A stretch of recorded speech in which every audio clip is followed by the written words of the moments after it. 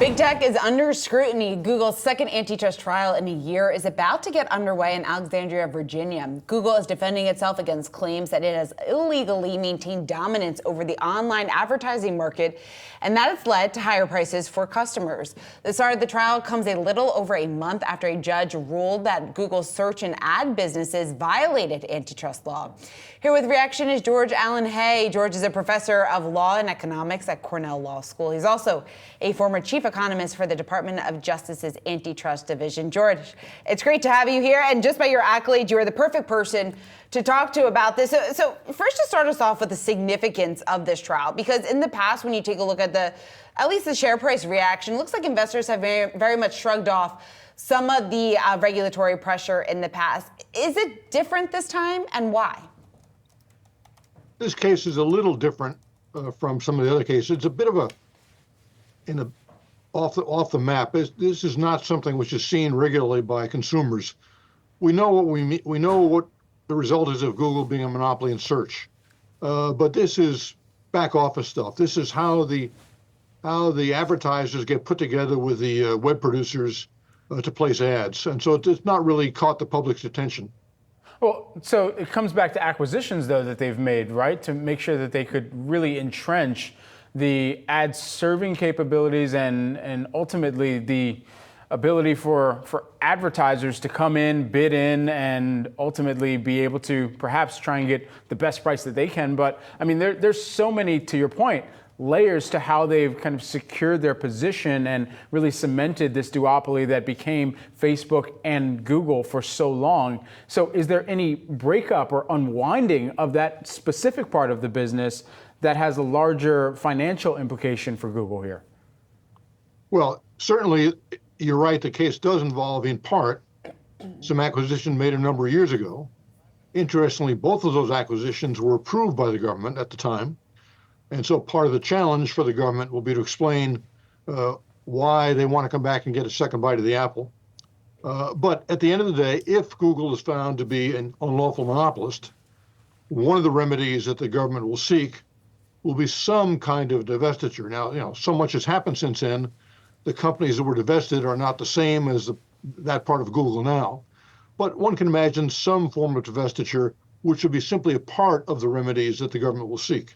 And yeah, it would be significant, but it wouldn't be backbreaking. Google could survive. And George, you said that's part of, or some of the maybe the remedies that the government could seek. What else does that look like? I mean, we're trying to figure out consequences of this. I guess how significant could that be, or how big of an impairment could it be to Google's growth down the line? Most of the time, the remedies are don't do this anymore. So, for example, in the early Google case, a lot turned on contracts between Google and Apple and other producers. And clearly what's going to happen at the very least is those contracts are going to have to be unwound. The contracts that gave a Google default placement on the browser. So there's some behavior that Google's alleged to have engaged in to try to prevent competition from coming in. There have been competitors that have tried to carve out a space in this business of matching advertisers and web producers. And Google, according to the complaint, has acted to suppress those entrants by various means.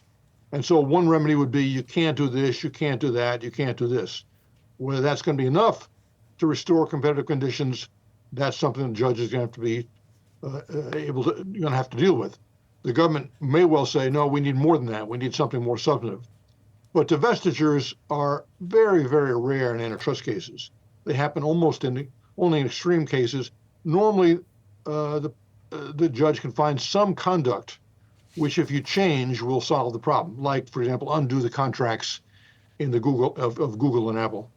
It seems like there's been an uptick, and notably in maybe just the companies and the headline companies that have come out and have had to go through a lot of the litigation or the proceedings as a result of these big tech crackdowns. Is that just the new normal, or is that because of a certain person overseeing these departments?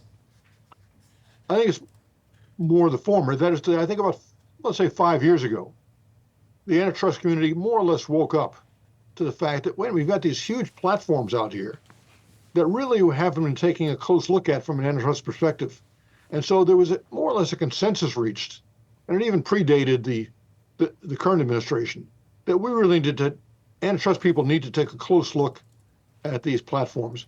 I credit Lena Khan, the current chair of the FTC, Senator Klobuchar, and others, to really, kicking us in the pants and saying, get a move on. And so the government, both the FTC and DOJ, began investigations, and in fact, they've now found things.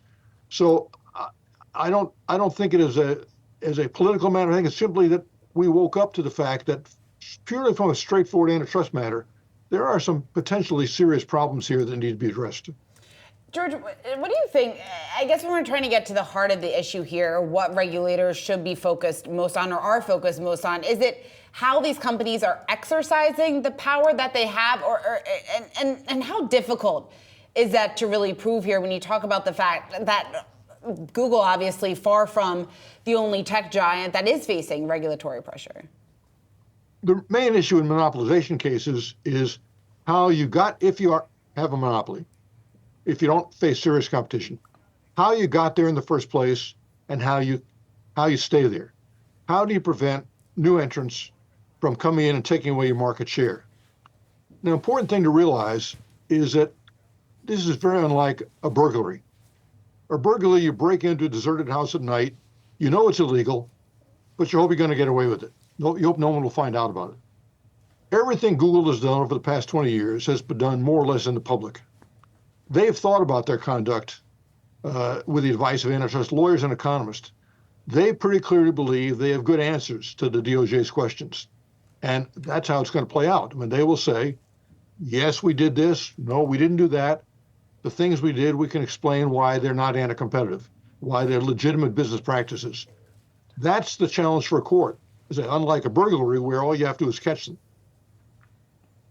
All right, well, George Allen Hay put it pretty simply there for us. Thanks so much for hopping on with us. Of course, we will be tracking the latest developments from the trial as it gets underway later on today. George Allen Hay, he's a former chief economist for the Department of Justice's Antitrust Division. Thanks so much. Thanks for having me.